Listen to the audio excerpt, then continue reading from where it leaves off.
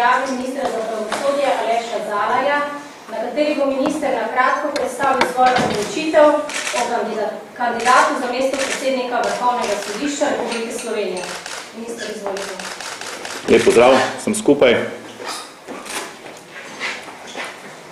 Ne samo, da je primerno, da Vrhovno sodišče ima predsednika s polnim mandatom in s polnimi pooblastili. Nujno je, da za vodenje Vrhovnega sodišča in za nadziranje zadev sodne uprave na vseh sodiščih nekdo nosi tudi polno odgovornost. Breme te odgovornosti je veliko, zato ne preseneča, da nimamo veliko kandidatov za prosto mesto predsednika Vrhovnega sodišča. Ključni zakonski kriterij za imenovanje predsednika Vrhovnega sodišča je, da mora biti sposoben opravljati naloge vodstvenega mesta. Zato, da pri izbiri predsednika oziroma kandidata za predsednika Vrhovnega sodišča ne bi prevladal politični premislek ministra za pravosodje kot predlagatelja, Zakon o sodiščih določa, da imata ključno vlogo pri oceni izpolnjevanja navedenega objektivnega kriterija občna seja Vrhovnega sodišča, ki jo sestavljajo vsi sodniki Vrhovnega sodišča in sodni svet. Kot je znano, je edini kandidat v tokratnem tretjem razpisu za prosto mesto predsednika Vrhovnega sodišča en sam, to je vrhovni sodnik svetnik Branko Masleša. Vrhovni sodniki, ki jih bo predsednik sodišča vodil, so mu na občni seji dali podporo kot svojemu bodočemu predsedniku. Sodniki vseh sodišč v državi, ki jih bo predsednik Vrhovnega sodišča nadziral in hkrati tudi predstavljal, so mu po svojih predstavnikih, pa tudi zunanjih pravnih strokovnjakih, ki so člani sodnega sveta, dali pozitivno mnenje. Kot predlagatelj imenovanja predsednika Vrhovnega sodišča sem najprej ugotovil, da sodnik Branko Masleša izpolnjuje vse formalne zakonske pogoje za imenovanje. Zatem sem izpeljal tako imenovani ugotovitveni postopek.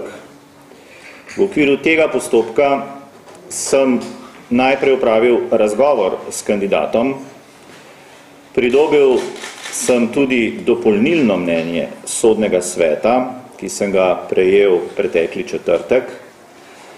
Prav tako pa sem pridobil tudi nekatere podatke in listine iz sodnih arhivov Okrožnega sodišča v Kopru in Okrožnega sodišča v Novi Gorici, ki sem jih prav tako prejel pred 3 dnevi. Na podlagi celotne zbrane dokumentacije sem danes sprejel odločitev, da kandidata Branka Maslešo Državnemu zboru predlagam v imenovanje za predsednika Vrhovnega sodišča.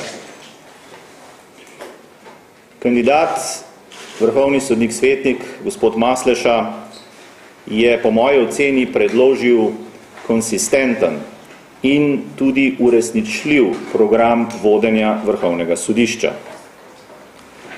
V izčrpnem pogovoru, ki sva ga imela, me je prepričal, da prvič, zelo dobro pozna vsa področja, ki so relevantna za vodenje in upravljanje sodišč. Drugič, da zelo dobro ve, kaj morajo sodišča vedeti za to, da bodo svojo vlogo opravljala učinkovito. Tretjič, zelo dobro ve, kaj sodišča potrebujejo za to, da bodo svoje poslanstvo lahko izpolnjevala. In končno, dobro ve, kaj sodišča tudi dejansko zmorejo. Kot aktualni predsednik Sodnega sveta je kandidat Masleša dobil odličen pregled nad problemi, izzivi in priložnostmi v sodnem sistemu. Če bo imenovan za predsednika Vrhovnega sodišča, menim, da ne bo potreboval 100 dni za spoznavanje in uvajanje v novo funkcijo. Kandidat za predsednika Vrhovnega sodišča je po moji oceni pravni strokovnjak in sodnik z izjemnim občutkom za pomen neodvisnosti sodnikov in sodstva.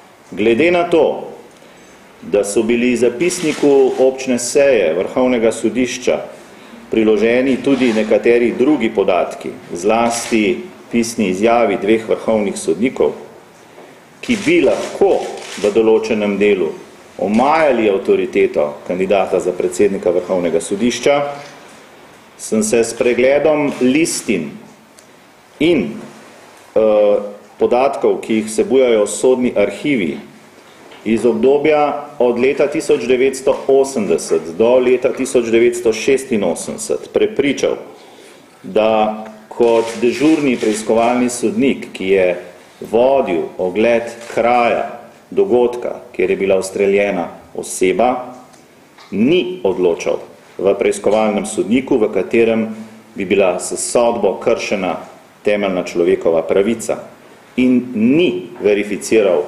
nobene juridifikacije prebežnikov preko tedanje jugoslovansko-italijanske meje. Ugotovil sem tudi, da je kot prvostopenjski sodnik sodeloval v senatu, ki je izrekel smrtno obsodbo obtožencu. Gre za sodbo za 5-kratni umor s sekiro, ki je bila kasneje sicer spremenjena v zaporno kazen. Ob upoštevanju, da je bila smrtna kazen v Sloveniji odpravljena šele 7 let po izreku omenjene sodbe, te okoliščine nisem štel za odločilne pri oblikovanju predloga. Z vsemi navedenimi dejstvi sta bila seznanjena tako občna seja Vrhovnega sodišča, kot tudi sodni svet, še preden sta podala svoji mnenji o kandidatu. V skladu z 8. členom Zakona o sodniški službi, sodni svet in Državni zbor odločata o tem, ali je kandidat morda s sodbo kršil temeljne človekove pravice oziroma kot preiskovalni sodnik sodeloval v takih postopkih v času, ko odločata o kandidaturi kandidata v trajni mandat. To je bilo glede sodnika Branka Masleše storjeno leta 1994 in ugotovljeno, da ni sodeloval v takih postopkih. Glede na vse navedeno torej ocenjujem, da je gospod Branko Masleša primeren kandidat za predsednika Vrhovnega sodišča. Poslanske skupine vladajoče koalicije so seznanjene s tem mojim predlogom in zato pričakujem, da bo kandidat Masleša imenovan za predsednika Vrhovnega sodišča. Hvala lepa.